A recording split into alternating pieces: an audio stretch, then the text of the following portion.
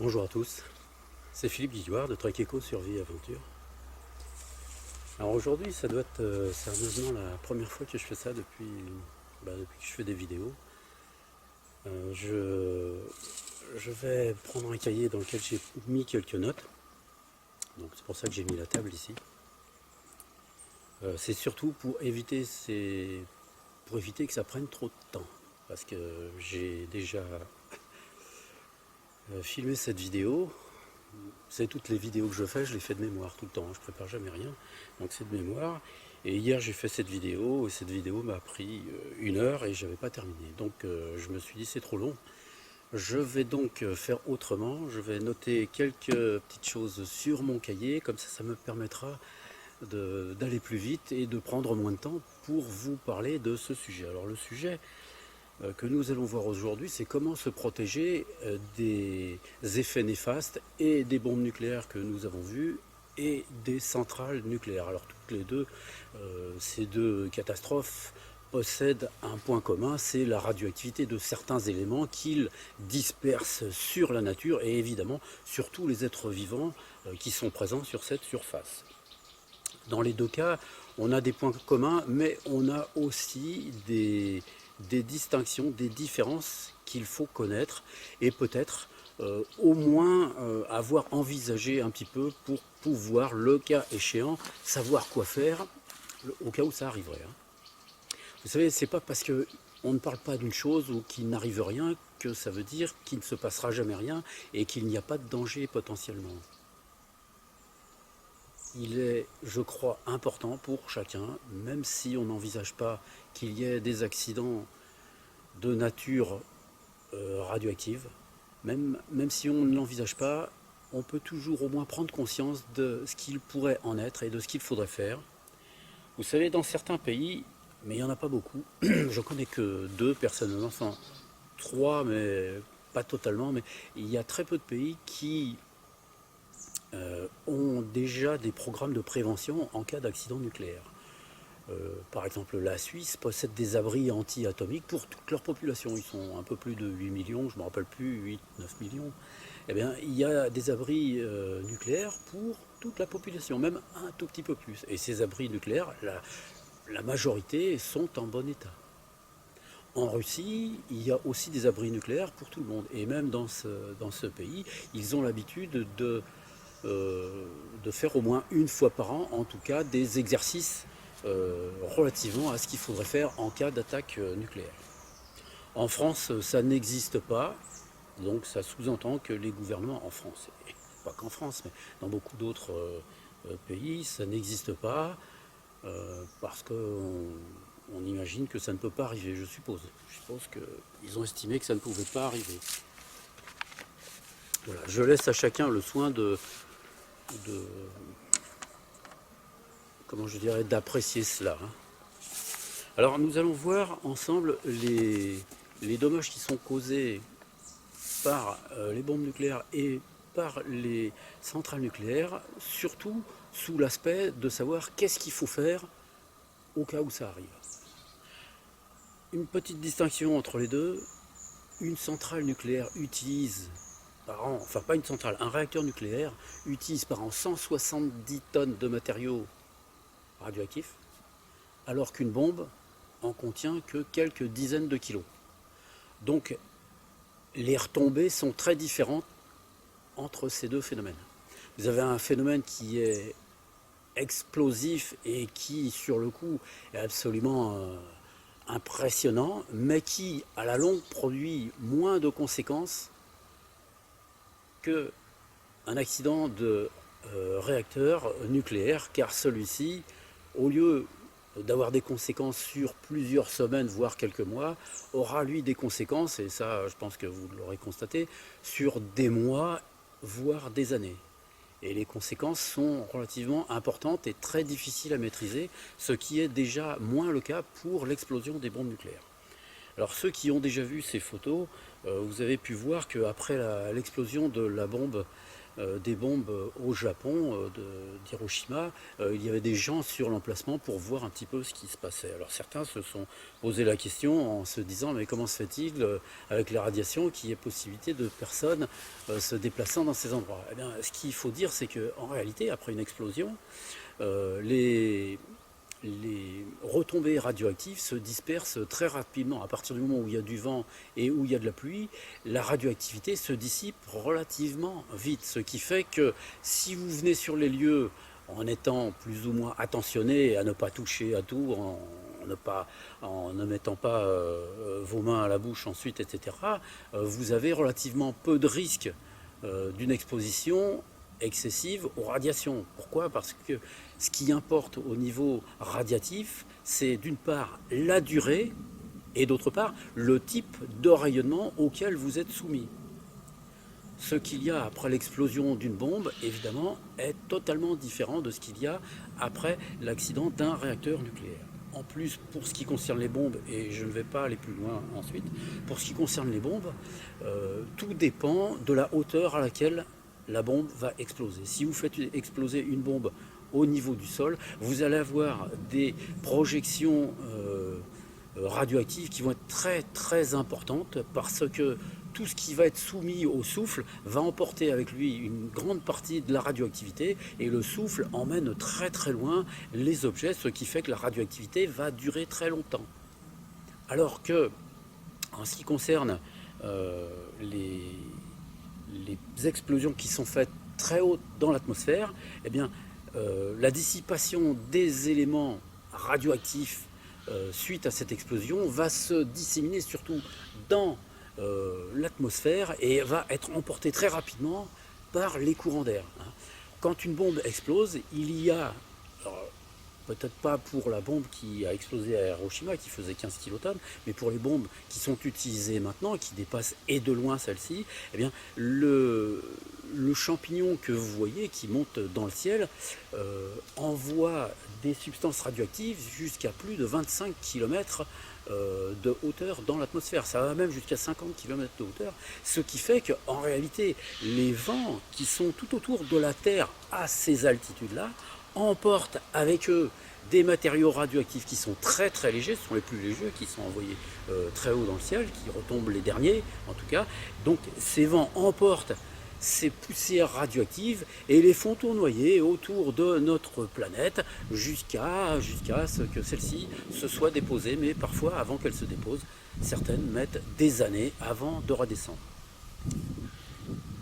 Alors, les accidents qui sont liés à la bombe, qu'est-ce qu'on peut faire? Alors d'abord, il y a un premier aspect qui va être tout à fait mécanique pour ce qui concerne les bombes et qui est relatif au souffle. Il va y avoir des objets qui sont déplacés, des vitres brisées, etc. Donc les conséquences seront surtout au niveau des brûlures et au niveau des chocs, des coups, des bleus, etc. À ce moment-là, il y a une substance qu'il faudra utiliser si vous l'avez déjà chez vous. Si vous ne l'avez pas, vous utiliserez autre chose ou il vous faudra essayer de connaître un endroit où vous pouvez en trouver. Alors ça, je vous ferai des vidéos pour ça un peu plus tard, mais là, j'ai souhaité faire ce sujet avant de l'avoir terminé. Donc, c'est d'utiliser l'argile tout de suite. Donc, sur tout ce qui est des coups, des blessures et sur les brûlures, utilisez tout de suite l'argile. Voici par exemple comment j'ai fait sur une brûlure que j'ai eue suite au fait d'avoir porté une tronçonneuse. J'ai tout de suite mis de l'argile sur ces brûlures, vous voyez, sur l'avant-bras. Et ce qui est arrivé, c'est assez rigolo, c'est que dès le lendemain, j'ai totalement oublié ce qui m'avait brûlé. J'ai vu les rougeurs que j'avais au bras. Ces rougeurs ont perduré pendant plus d'une dizaine de jours. Il n'y a eu aucune cloque, mais c'est resté rouge pendant très longtemps. Je ne me souvenais plus à partir de quoi je m'étais fait ça. Et au bout de 2 semaines, après, je me suis rappelé que c'était avec la tronçonneuse, le pot d'échappement étant en dessous. Quand je l'ai porté comme ça, je me suis brûlé après l'avoir utilisé. Donc j'ai eu une brûlure là et là, puisque j'avais le bras qui était plié. Voilà. Donc en utilisant cette argile, le bras a été soulagé tout de suite. Et la peau n'a pas fait de cloque, mais absolument aucune cloque. C'est resté rouge et la peau est redevenue normale au bout de au moins 12 jours hein, quand même, hein. Ça n'a pas été du jour au lendemain. Alors si vous n'avez pas d'argile sous la main, essayez d'utiliser de l'aloe vera, ça c'est une substance qui fonctionne très bien. Utilisez des cladodes de figuier, cactus de Barbarie qui ont la même puissance que l'aloe vera. Vraiment, c'est top niveau ça contre les brûlures. Pour d'autres choses aussi, mais ça on le verra dans une vidéo que je vous ferai plus tard. Vous pouvez utiliser aussi sur les brûlures, tout comme sur les coups, sur les plaies, etc., des feuilles de molène, des feuilles de bardane. Vous pouvez utiliser de nombreuses feuilles de plantes sauvages. Pour cela, n'hésitez pas à regarder sur la chaîne toutes les plantes sauvages que je vous ai présentées, dans lesquelles j'ai surtout essayé de vous donner l'aspect pratique de ces plantes, celles qui se consomment surtout, et leur aspect pratique sur le plan du soin en général, hein. Bien que celle-ci ait beaucoup plus de propriétés que celles que j'ai présentées, celles que j'ai présentées sont les plus fiables de manière générale, on va dire. Alors n'oubliez pas d'utiliser aussi éventuellement des pommades ou des préparations à base d'arnica, à base de calendula, donc sur les chocs, les coups, les brûlures, etc. N'oubliez pas d'utiliser aussi des huiles essentielles comme l'huile essentielle de lavande vraie. Hein, c'est celle qui est la plus efficace en matière de brûlure parce qu'elle aide à la régénération de la peau. Vous pouvez utiliser aussi de l'huile essentielle de cyste qui a cette propriété en plus développée encore, mais elle coûte beaucoup plus cher par contre, celle-ci. Hein. Dans les huiles essentielles qu'on peut avoir suite à ces accidents, il faut toujours avoir à côté de soi donc l'huile essentielle de lavande vraie, comme je vous l'ai dit ici, et éventuellement celle de cyste. Avoir aussi une huile essentielle de Ravinsara, d'Eucalyptus radiata, avoir quelques huiles essentielles comme ça qui servent un petit peu à tout.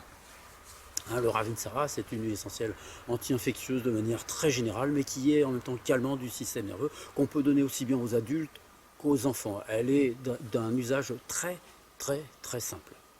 Voilà. Après, dans les antidouleurs, utilisez des plantes comme la reine des prés, les feuilles de saule, en l'occurrence, ça, les saules, il y en a un petit peu partout, c'est pas difficile. Les feuilles de saule, de la laitue vireuse, si vous trouvez, si vous êtes à la bonne époque, parce qu'évidemment en hiver, il n'y en a pas. Ça dépendra quand cette chose arrivera, en souhaitant qu'elle n'arrive jamais. Voilà. Ça fait partie un petit peu des choses qu'il faut connaître. Alors, une petite chose, souvent sur Internet, vous voyez toute une liste de choses qu'il faut faire pour se préparer à l'explosion d'une bombe atomique. C'est absolument pas nécessaire, tout ce qui est masqué dans cette liste, pour une raison qui est simple, c'est que vous ne serez pas prévenu 10 minutes à l'avance pour vous préparer lorsque la bombe va tomber proche éventuellement de votre localité. Si c'est le cas, vous le saurez quand elle aura explosé. Donc vous n'aurez pas le temps de faire absolument pas du tout ce qui est marqué dans cette liste. Ce qu'il faut faire dans ces cas-là, et ça on peut encore avoir le temps de le faire, c'est de se mettre dans une pièce close, le plus éloigné possible des fenêtres, parce qu'elles vont systématiquement être soumises à un choc terrible et ensuite à une vague de chaleur, même si elle n'est pas longue, elle sera importante, donc s'enfermer éventuellement. Et si on a le temps tout de suite après de se préparer un petit sac à dos dans lequel vous allez mettre un couteau, une lampe torche ou une lumière comme vous voulez, de l'eau, une gourde avec de l'eau, un casse-croûte, de quoi manger un petit peu, un jogging, n'oubliez pas ça, parce que si vous devez sortir et que vous n'avez rien à vous mettre sur le dos, vous serez content de le trouver, même si c'est en hiver et qu'il fait froid, à rajouter sur vos vêtements, voir s'il faut que vous vous déshabillez parce que vous avez été en contact avec des substances radioactives, donc il faudra vous déshabiller, mais si vous n'avez rien pour vous rhabiller, vous serez à poil. Donc avoir un jogging en plus de ça avec soi. Voilà. Si vous le pouvez, alors ça fait partie des choses que je vous ai présentées, avoir avec soi du charbon actif ou du charbon de bois que vous pouvez emporter. Si vous n'en avez pas, vous en ferez. C'est plus facile que d'aller chercher de l'argile. Si vous pouvez en avoir un petit peu, si vous en avez déjà chez vous, mettez-le dans ce petit sac. Sinon, si vous voulez vraiment partir de l'endroit où vous êtes parce qu'il n'est absolument pas adapté pour y rester, il vous faudra faire un sac à dos un petit peu plus conséquent qui sera à peu près de la même nature que ceux que je fais préparer pour les treks. Donc il faut que ce soit un sac à dos qui vous permette au moins d'être tranquille pendant au moins 3 jours. Voilà, à pied, on ne fait pas beaucoup de kilomètres, donc il faut évidemment avoir de quoi se déplacer sur au moins 3 journées. Alors, si vous êtes très proche de l'explosion de la bombe, il n'est pas nécessaire de se déplacer tout de suite. Si vous devez vous déplacer, il vaut mieux attendre là où vous êtes, calfeutrer au mieux toutes les entrées d'air qu'il y a autour de l'endroit où vous êtes, et d'utiliser ce que vous avez à l'intérieur le moins possible. Gardez en réserve de l'eau si vous le pouvez, donc utilisez les bouteilles d'eau que vous avez de côté. N'utilisez surtout pas l'eau du robinet, de toute façon la plupart du temps il n'y en aura plus. N'utilisez absolument pas tout ce qui est commun. Donc essayez de vous préserver et envisagez ensuite au bout de 2-3 jours l'éventualité de sortir. Et pour ça, il faudrait même avoir déjà prévu cette sortie.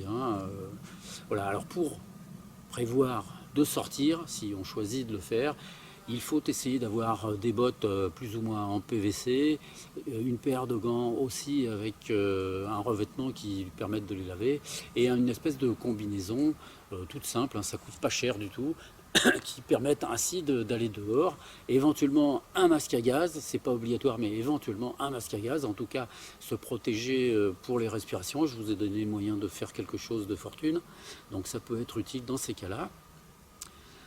Et ça vous permettrait de vous déplacer et de faire dans la journée, on peut faire facilement 10 km. 10 km, c'est une distance qui peut permettre déjà de se rassurer quant à des dommages ou quant à des possibilités de sauvetage.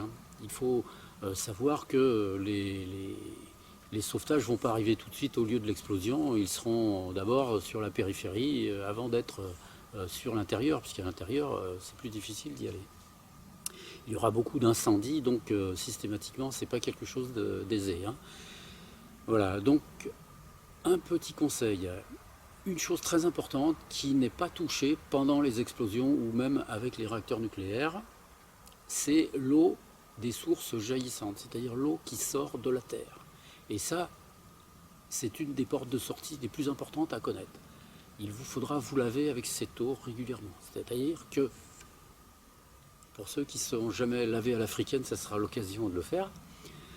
Vous prenez dans vos mains, dans une gamelle, ce que vous trouvez de l'eau et que vous faites couler en partant de la tête pour descendre jusque sur les pieds. Et là, vous faites glisser vers l'extérieur tout ce qui est sur votre peau, parce que c'est sur la peau et sur vos vêtements que vont se déposer toutes les matières radioactives qui vont tomber du ciel et qui vont être déplacées dans l'atmosphère.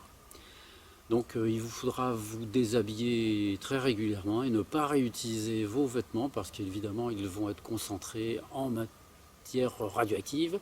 C'est pour ça que je vous ai dit emporter au moins un jogging, ça vous permettra de vous changer au moins une fois.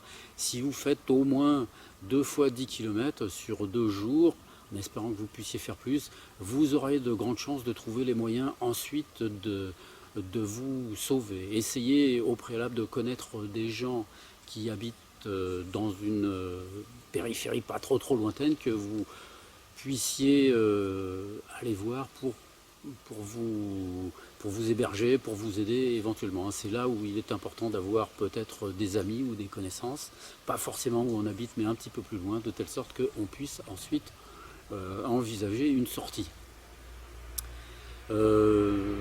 Alors, surtout, n'utilisez pas l'eau des rivières, ne pêchez pas les poissons des rivières, ne ramassez absolument rien dans tout l'entourage de l'endroit où les bombes ont explosé. Ce qu'il faut, ça sera attendre qu'il pleuve beaucoup et qu'il y ait du vent. Parce que c'est ça surtout qui emporte les poussières radioactives et qui permet de diminuer énormément la radioactivité d'un endroit qui a subi l'explosion d'une bombe nucléaire. Voilà. Grossièrement, c'est un petit peu tout ce qu'on peut dire de manière pratique et utile. Alors oui, si je vois que j'ai marqué à propos de la cave, là, dans les consignes de sauvetage, il est dit mettez-vous dans une cave ou dans un truc comme ça. Bon, si vous habitez dans une ville et que la bombe explose aux abords de la ville, si les immeubles s'écroulent, vous serez enfermé dans la cave. Alors, je ne sais pas si c'est toujours à notre époque, hein. Je ne sais pas si c'est toujours une bonne solution, parce que les explosions de l'époque de la Seconde Guerre mondiale n'avaient rien à voir avec celles qui pourraient avoir lieu en cas d'utilisation de bombes nucléaires ou même de bombes autres que de bombes nucléaires. Donc ça, je ne sais pas si c'est judicieux, c'est à chacun de voir. Les abris atomiques qui ont été disons, faits par beaucoup de personnes ne sont pas forcément toujours judicieusement décidés, parce qu'un abri, eh bien, il n'a d'intérêt que s'il n'est pas dans la surface de projection des matériaux radioactifs importants. S'il est dedans, bah, ça ne change pas grand chose, parce que vous ne pouvez pas sortir, et rester enfermé dans 10 mètres carrés avec les mêmes personnes, ou voire tout seul pendant 15 jours, voire plus, c'est quelque chose qui est très difficile. Pour pouvoir y rester, en plus, il faut avoir un matériel qui permette de nettoyer l'atmosphère qu'on respire, et ça, par contre, c'est assez difficile à avoir. Avoir de l'eau et de quoi manger pendant 15 jours, peut-être, voire plus, je ne sais pas, ça dépend du lieu, c'est pas forcément quelque chose qui est pratique. Alors que de pouvoir se déplacer par rapport à la géographie et la météo, ça, c'est quelque chose qui est plus accessible à tout le monde et qui ne coûte rien. Alors ça, c'est important. Donc dans les deux cas maintenant, donc je vais commencer à parler de ce qu'il faut faire en cas de problème, d'accident de réacteurs nucléaires. Il y a une chose qui est importante dans tous les cas, parce qu'on peut déjà d'avance savoir quels sont les endroits qui seront les plus exposés. Voici une carte. Alors ça, vous pourrez en même temps la regarder sur internet, la télécharger, etc. Ce qui est important, c'est d'avoir la carte des vents dominants de la région où vous habitez. Ici, ça, c'est une carte de la France. Elle vous permet de voir les courants majoritaires atmosphériques qui passent dans la région où vous habitez. Si vous êtes dans ce courant majoritaire de l'air, c'est un endroit qui sera toujours soumis à des projections radioactives s'il y a une explosion ou même s'il y a un accident nucléaire. Pourquoi ? Parce que le vent emporte avec lui tous les matériaux, tous les déchets, toutes les poussières, etc., qui sont radioactives. Et tant que le vent souffle, il y en aura. Et quand il s'arrête, bon les dernières poussières redescendent, mais dès que le vent recommence à souffler, il recommence toujours à peu près, de manière générale, toujours dans la même direction. Donc ces directions majoritaires, il faudra les éviter au maximum et il faudra s'en écarter. En ce qui concerne les accidents de centrales nucléaires, par contre, là, il n'est pas question de 15 jours de protection. Là, il sera question de bien plus que ça, parce que ça peut durer des mois, voire des années. Donc là, ça sera à chacun, évidemment, de décider s'il veut continuer à vivre dans une région où il y aura régulièrement des problèmes avec la radioactivité, ou s'il a la capacité de décider d'aller vivre ailleurs. Il semble qu'il est plus sage, évidemment, d'aller vivre ailleurs, parce que s'il faut tous les jours faire attention à ce qu'on fait pour vivre, ça rend la vie très difficile au bout d'un certain temps. Alors, je vous ai dit quelles étaient les radionucléides, les substances radioactives qu'on trouvait le plus facilement après un problème de réacteur nucléaire. Ce sont d'abord l'iode 131 et ensuite le césium 137 et le strontium 90. Voilà, c'est pour les plus importants et les plus généraux. Il y en a d'autres. Alors, je mettrai sur mon site d'ailleurs une grande partie des détails que je vous cite ici. Vous pourrez, si vous le voulez, c'est parfois plus facile de prendre le temps de regarder. Je ferai quelques tableaux dans lesquels j'inscrirai les durées de vie de ces matériaux radioactifs, et ainsi que leur rayonnement, le type de rayonnement auquel ils sont soumis, ce qu'ils atteignent, etc. Je donnerai pas mal de détails, donc qui résumeront en gros ce que j'ai dit dans toutes les vidéos. Donc tous ceux qui voudront en savoir un peu plus ou qui voudront prendre des notes, vous pourrez aller sur mon site. Donc le premier élément auquel on va être soumis, ça sera d'abord l'iode 131. Celui-ci, je vous l'ai dit dans la dernière vidéo, c'est un radionucléide qui a une demi-vie de 8 jours. Alors, avant d'aller plus loin, pour que chacun comprenne bien ce que ça veut dire, une demi-vie, ça ne veut pas dire que la moitié de sa vie, c'est 8 jours. Donc sa vie durerait 16 jours. C'est pas ça.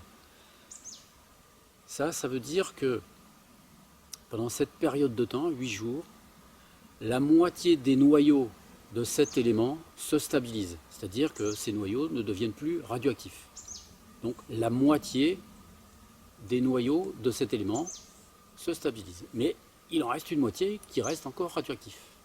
Ensuite, pendant une nouvelle période, donc pour celui-ci de 8 jours, la moitié des éléments radioactifs qui sont encore présents, la moitié vont se stabiliser. Donc il en restera encore la moitié de cette moitié.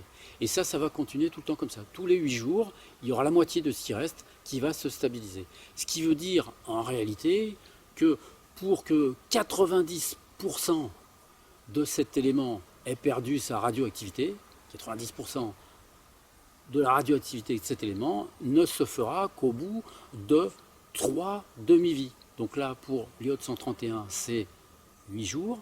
Donc au bout de 24 jours, première partie 50%, il en reste 50%. Donc ensuite vous enlevez 25%, ensuite vous enlevez 12,5%, etc., etc. Donc pour que ça corresponde à peu près à 90%, il faut compter 3 périodes de vie. Voilà, je vous mets un tableau ici qui vous permet de comprendre comment ça fonctionne. Alors imaginez pour ceux qui ont des périodes qui sont plus longues, c'est le cas du césium 137, qui a une demi-vie de 29 ans. On va arrondir à 30 ans pour que ça soit plus facile. Eh bien, 30 ans, ça veut dire qu'au bout de 30 ans, il n'y a que la moitié de cet élément qui s'est stabilisé. Il reste encore une moitié. Donc il faut encore 30 ans pour que la moitié de ce qui reste se stabilise. Ce qui veut dire qu'au bout de 2 périodes, seul 75% de cet élément s'est stabilisé, il reste encore 25% qui est radioactif. Et 2 périodes, pour le césium, ça représente environ 60 ans. Voilà, 60 ans, ça fait 75% de stabiliser sur cet élément. 60 ans, c'est en gros l'espérance de vie de beaucoup de personnes. Donc ça veut dire qu'il faut s'en occuper pendant toute la vie. C'est un petit peu astreignant quand même.